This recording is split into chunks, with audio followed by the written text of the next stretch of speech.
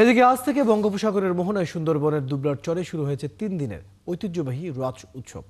এরই মধ্যে সাগর তীরে উৎসব ঘিরে সব ধরনের প্রস্তুতি সম্পন্ন হয়েছে। এ নিয়ে আরো বিস্তারিত কথা বলতে আমাদের সাথে যুক্ত হচ্ছেন আমাদের সহকর্মী এনামুল হক।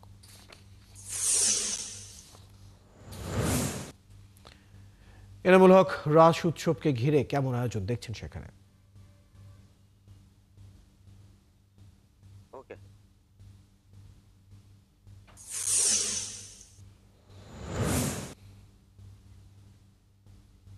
রয়্যাল, আপনি জানেন যে ২০০ বছরের ঐতিহ্যবাহী এবং ঐতিহাসিক যে রাস উৎসব, সেটি কিন্তু বঙ্গোপসাগরের পারে দুবলার চরের আলোর করে কিন্তু হয়ে থাকে প্রতি বছর। এবছরও তারই ধারাবাহিকতা হচ্ছে। তবে একটি বিষয় হচ্ছে, এখানে কিন্তু অন্যান্য বছর কিন্তু পর্যটক এবং পুণ্যার্থীর সংখ্যা বেশি হলেও এবারে কিন্তু ঠিক তত বেশি হচ্ছে না। কারণ এবারে শুধুমাত্র যারা হিন্দু ধর্মাবলম্বী বা সনাতন ধর্মাবলম্বী, শুধুমাত্র তাদেরকেই পাস পারমিট দেওয়া হয়েছে।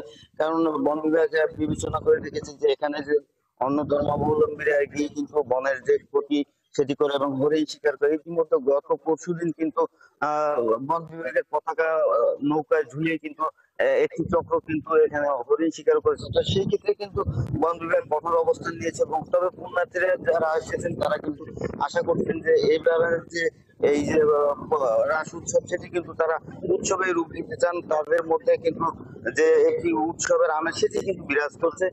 আপনি জানেন যে এখানে অন্যান্য বছর আহ, রাস উৎসব হলেও এবারে কিন্তু একটু ভিন্ন আঙ্গিকই হচ্ছে। এবার সেখানে কয়েক হাজার কিন্তু পুণ্যার্থী ইতিমধ্যে রাত থেকে সকাল পর্যন্ত আমি দেখেছি যে এই নদী থেকে কিন্তু এখান থেকে চলে গিয়েছেন তারা। এবং তারা কিন্তু জানিয়েছেন যে তাদের নিরাপত্তার যে বিষয়টি সেটি কিন্তু নিশ্চিত করেছে বন বিভাগ সহ অন্যান্য যে আইন শৃঙ্খলা বাহিনী, বিশেষ করে র্যাব, ধন্যবাদ পুলিশ। এনামুল হক। খবর রাখতে থাকুন রাজ উৎসবের। আমরা পরবর্তীতে আপনার কাছ থেকে আবার জেনে নিব এই উৎসবের খবর। দর্শক, আমাদের সাথে আমাদের সহকর্মী এনামুল হক যুক্ত ছিলেন, জানাচ্ছিলেন বঙ্গোপসাগরের মোহনায় সুন্দরবনের দুবলার চরে শুরু হওয়া রাস উৎসবের সর্বশেষ খবর।